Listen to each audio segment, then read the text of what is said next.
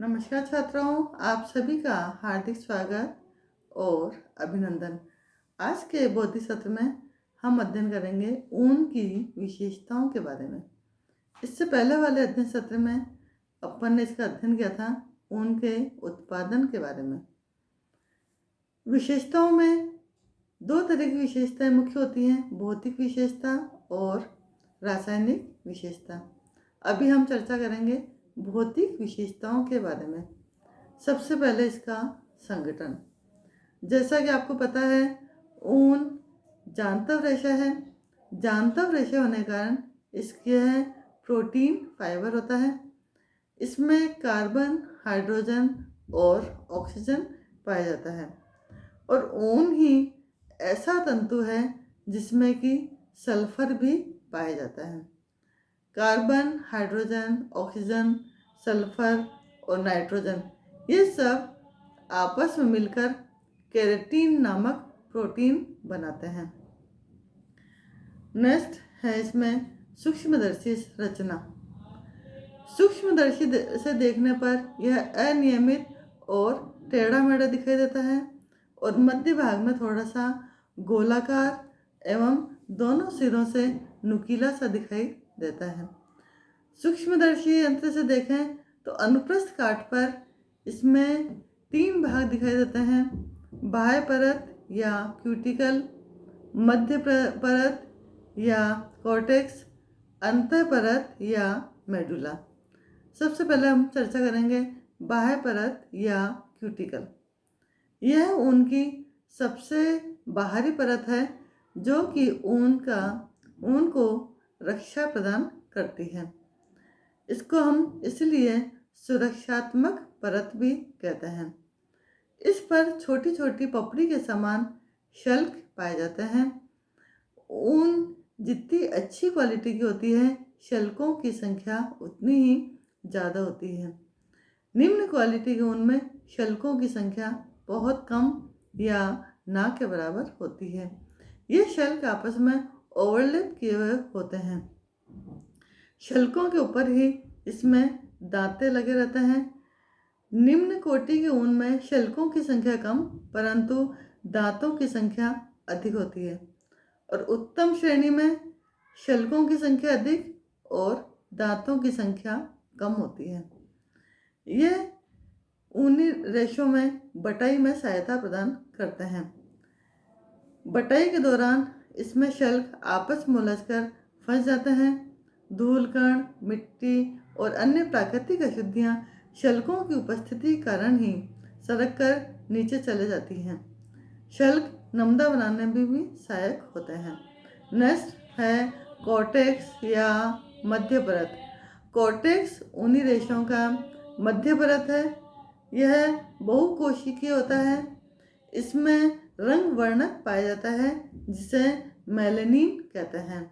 Melanin की मात्रा जितनी ज़्यादा होती है, ऊन के रेशों का रंग उतना ही गहरा होता है और ऊन का लचीलापन, प्रत्यास्था, प्रतिस्कंदता, मजबूती, कोमलता आदि सभी इसी परत से प्रभावित होते हैं। नेक्स्ट है अंतः परत या मेडुला। ऊनी रेशों का अंतः परत मेडुला कहलाता है। यह गोलाकार होता है।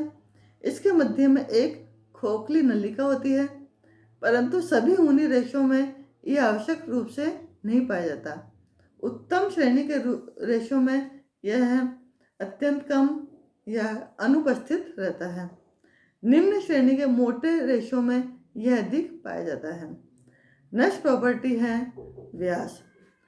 ऊनी रेशों का औसतन व्यास सभी प्राकृतिक रेशों से अधिक होता है, यानी यह मोटा होता है और जितनी अच्छी क्वालिटी की ऊन होगी उतना ही व्यास कम होता है। यानी ऊन जितनी पतली होती है उतनी ही उसको उत्तम श्रेणी का माना जाता है। नेक्स्ट है लंबाई।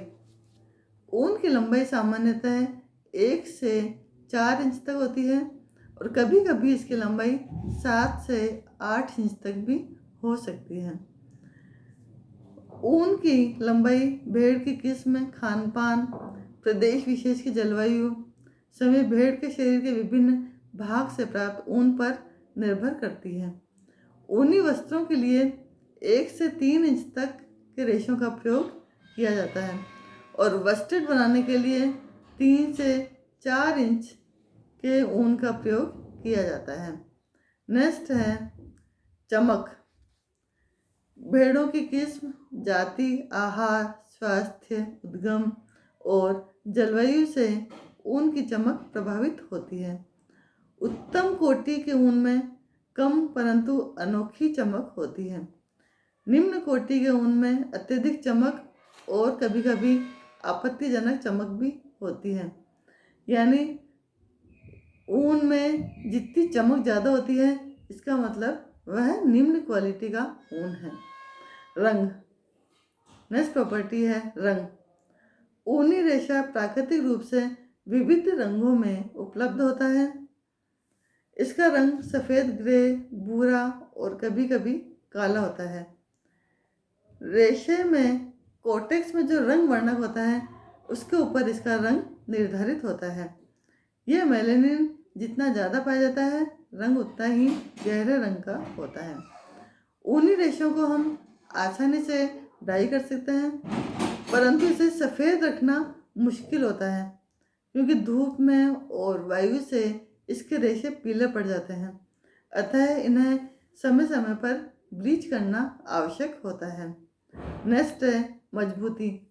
ऊनी रेशे बहुत कमज़ोर या डेलिकेट होते हैं और भीगने पर लगभग 20 से 25% इसकी मजबूती में और कमी आ जाती है और इसका तनाव सामर्थ्य कम हो जाता है। नेक्स्ट है प्रत्यास्था। ऊनी रेशों में अपना मौलिक आकार और आकृति प्राप्त करने का विलक्षण गुण पाया जाता है। अधिक खींच जाने के बाद भी यह अपनी वास्तविक स्थिति में आ जाता है। इसीलिए आपने देखा होगा ऊनी कपड़ों में कभी भी फिटिंग प्रॉब्लम नहीं आती। नाप का न होने के बावजूद भी हम इसे आसानी से पहन सकते हैं। नेक्स्ट है प्रतिस्कंदता। ऊनी रेशों में सभी प्राकृतिक रेशों से अधिक प्रतिस्कंदता का गुण पाया जाता है। इसे कितना भी दबाकर मोड़ कर रखा जाए, खोलने के पश्चात ये वापस पहले वाली अवस्था में ही आ जाता है। इसलिए इसे बार बार प्रेस करने की आवश्यकता नहीं होती और ना ही इसमें सल पड़ते हैं और ये पहनने के पश्चात भी शरीर पर फिट रहता है। नेक्स्ट है आर्द्रता प्रतिधारण या अवशोषकता। ऊनी वस्त्रों में नमी सोखने का गुण अद्भुत पाया जाता है। लगभग 30% तक ये नमी को सोख सकते हैं और उसके बावजूद भी ये गीले दिखाई नहीं देते। इसीलिए ठंडे प्रदेशों के लिए बहुत उपयुक्त और उत्तम श्रेणी का वस्त्र माना जाता है। बर्फ़ की पहाड़ियों या हिमालय के आसपास रहने वाले जवान पर्वतारोहियों की ड्रेस ऊनी वस्त्रों की कई परतों को आपस में मिलाकर बनाया जाता है ताकि ठंड, शीत एवं बर्फ से उनकी रक्षा हो सके। नेक्स्ट प्रॉपर्टी है शिकन प्रतिरोधकता। ऊनी रेशे शिकन प्रतिरोधी होते हैं, यानी इसमें सल कभी नहीं पड़ते। प्रत्यास्था और प्रतिस्कंदता दोनों ही गुण इसमें बहुत विद्यमान होते हैं, इसीलिए इनका आकार पूर्ववत बना रहता है। इनको मुट्ठी में दबाकर वापस छोड़ें तो ये पहले वाली अवस्था को प्राप्त कर लेते हैं। लेकिन कई बार हम ऊन की क्वालिटी को कम करने के लिए या इसकी प्राइस को कम करने के लिए इसमें दूसरे फाइबर जैसे कॉटन, लिनन आदि मिलाते हैं, तो इनको मिलाने पर इसकी शिकन प्रतिरोधकता का गुण कम हो जाता है या ख़त्म हो जाता है। नेक्स्ट है सफाई एवं धुलाई। ऊनी रेशों पर शल्क पाए जाते हैं जिससे इसकी सतह खुरदुरी होती है। इस कारण धूल कण, मिट्टी और अन्य गंदगी इसमें आसानी से फंस जाती है, अतः इसकी धुलाई करना आवश्यक होता है।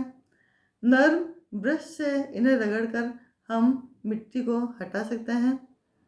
ऊन की गीली और सूखी दोनों धुलाई होती है। जब बहुत अच्छी क्वालिटी की ऊन होती है तो उसकी सूखी धुलाई करना ज़्यादा अच्छा माना जाता है। ऊनी वस्त्र भीगने के पश्चात 25 से 30% तक मजबूती को खो देते हैं, अतः इसकी धुलाई करते समय बहुत सावधानी की आवश्यकता होती है। हमें ज़्यादा रगड़ना नहीं चाहिए, ज़्यादा भिगोना नहीं चाहिए और नर्म हाथों से इसको मसल के हल्का हल्का दबाव देके इन्हें साफ करना चाहिए और इन्हें लटका कर नहीं सुखाना चाहिए, क्योंकि लटकाने पर ये अपने मौलिक आकार को खो देते हैं। अतः गलत और अनुचित धुलाई से ये वस्त्र कड़े और जगह जगह से जमकर भद्दे से हो जाते हैं। नेक्स्ट है धूप एवं प्रकाश का प्रभाव। ऊनी रेशों पर धूप एवं प्रकाश का बहुत बुरा प्रभाव पड़ता है। सूर्य की पराबैंगनी किरणें ऊनी रेशों की गुणात्मकता का ह्रास करती है, जिससे रेशे कमज़ोर पड़ जाते हैं।